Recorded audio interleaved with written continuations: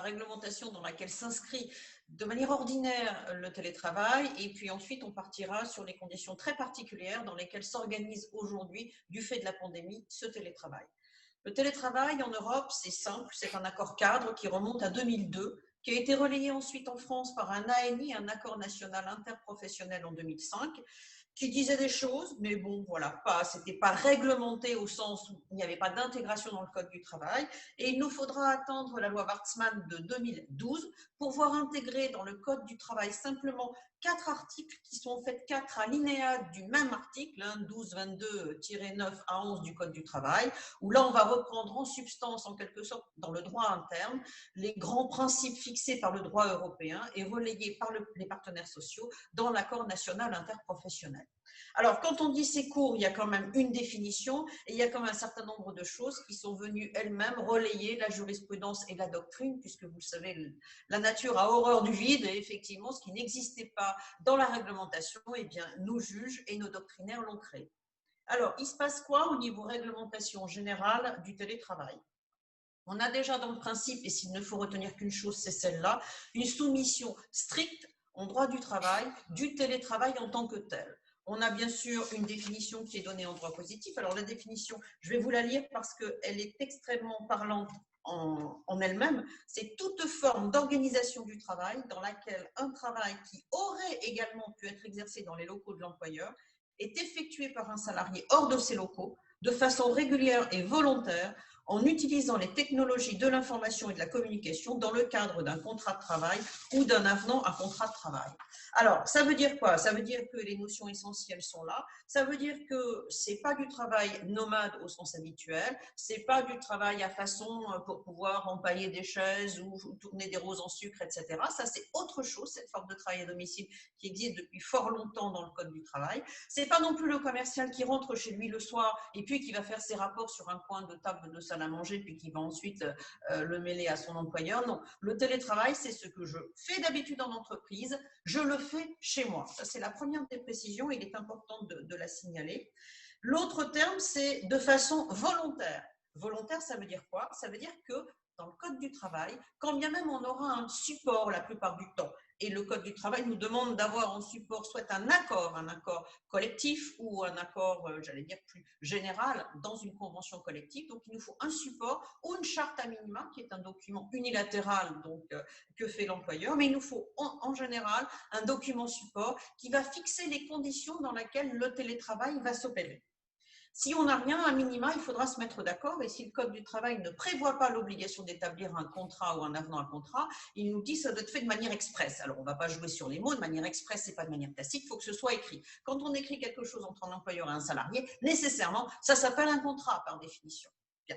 Donc, c'est volontaire. C'est en règle générale, et à peu d'exceptions près, c'est écrit. Et effectivement, on va avoir donc un encadrement par le document support de la façon dont on va télétravailler.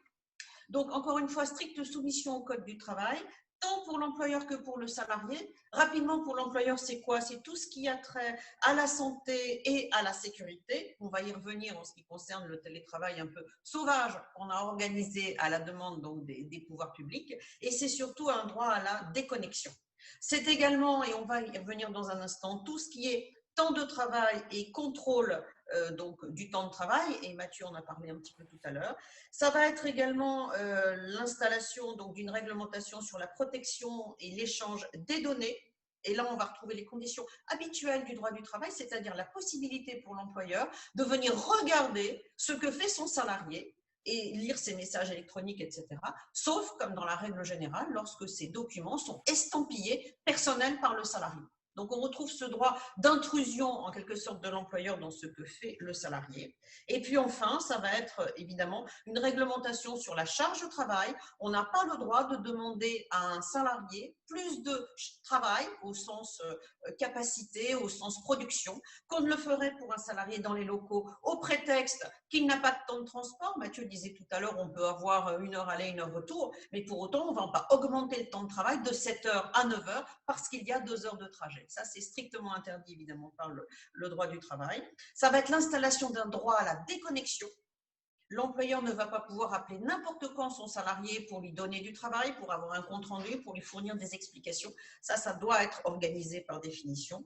Et puis, et enfin, c'est effectivement une attention particulière qui doit être portée à l'isolement du salarié, puisque quand on est chez soi, par définition, on n'est pas dans l'entreprise, il n'y a pas ce lien social habituel. Et le Code du travail, là encore, le règlement, puisqu'il prévoit que le salarié a droit, à minima, à un entretien particulier à l'année, mais ça peut être plus par définition, pour que l'employeur puisse examiner avec lui les éventuelles difficultés, contraintes liées au fait de travailler seul. Donc, notre télétravail depuis mars s'inscrit dans ce cadre général, à une exception près. C'est que l'exécutif, effectivement, qui a plus que largement recommandé, vous le savez bien, le télétravail, est venu demander aux employeurs, lorsque c'était possible, de mettre le télétravail en place dans les entreprises, entendez par là, sans qu'un accord collectif, sans qu'un document support quelconque, sans qu'un contrat de travail ou un avenant à un contrat de travail ne soit nécessaire.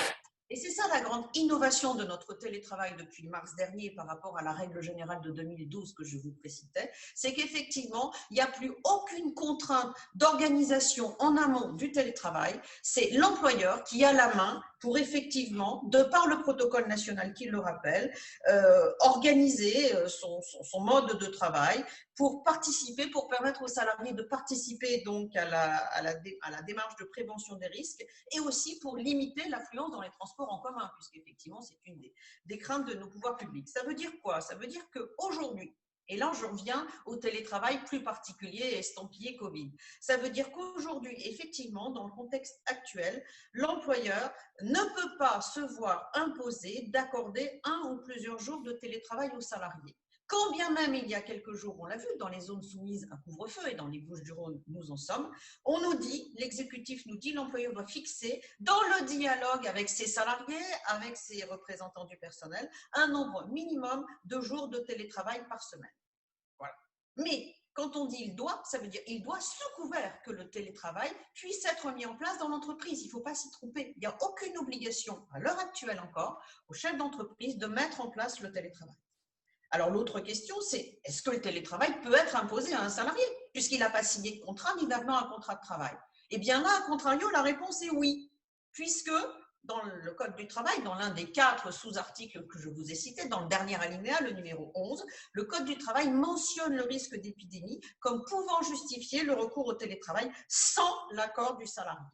Il y a très peu de cas, mais il y a celui-ci, et nous sommes dans ce cas-là. Donc, résumons-nous, l'employeur peut ou pas faire du télétravail s'il estime qu'il est possible de le faire. Et si ça n'est pas possible, il doit à ce moment-là assurer au salarié qu'il a la possibilité de travailler au respect de sa santé et de sa sécurité, donc avec toutes les précautions nécessaires dans l'entreprise.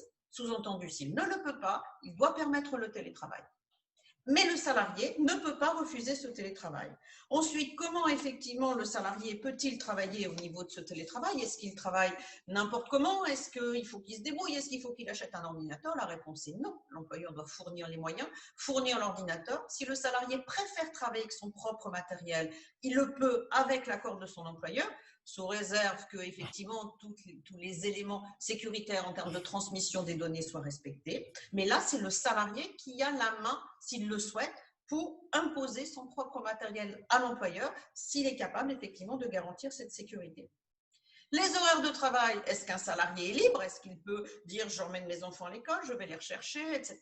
Je vais faire du sport. Pas en salle, on n'a pas le droit, mais je vais faire du sport parce que je vais courir dans la pampa. La réponse est non. L'employeur peut effectivement, et Mathieu le disait tout à l'heure, l'employeur peut effectivement imposer des horaires de travail de manière à ce que le salarié soit opérationnel sur les horaires que lui fixe l'employeur.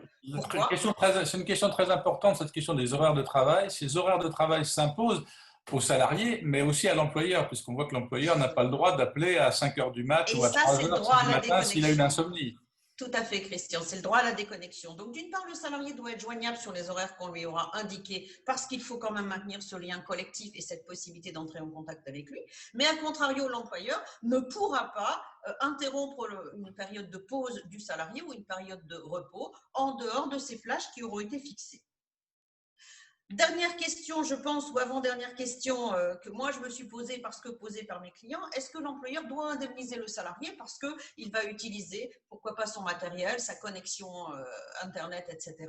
La réponse est non, il n'y a aucune obligation légale. Souvent dans les accords dont je vous parlais ou dans les chartes, quand le télétravail est organisé en amont par l'entreprise, c'est prévu, c'est défrayé ou pas, mais en tout cas on prévoit le principe oui ou non. Mais là, il n'y a rien qui est prévu par le protocole national et donc c'est à l'employeur effectivement de décider de manière unilatérale et donc d'imposer, vous l'avez compris, aux salariés, de le défrayer ou pas par rapport effectivement au fait que, eh ben, ma foi, il doit prendre un bout de son séjour très certainement pour pouvoir s'organiser et Dieu sait que c'est pas toujours simple, utiliser des fluides, utiliser de l'informatique, utiliser de l'électricité, etc., etc. Voilà, j'espère que dans le temps imparti, j'ai brossé l'essentiel des questions.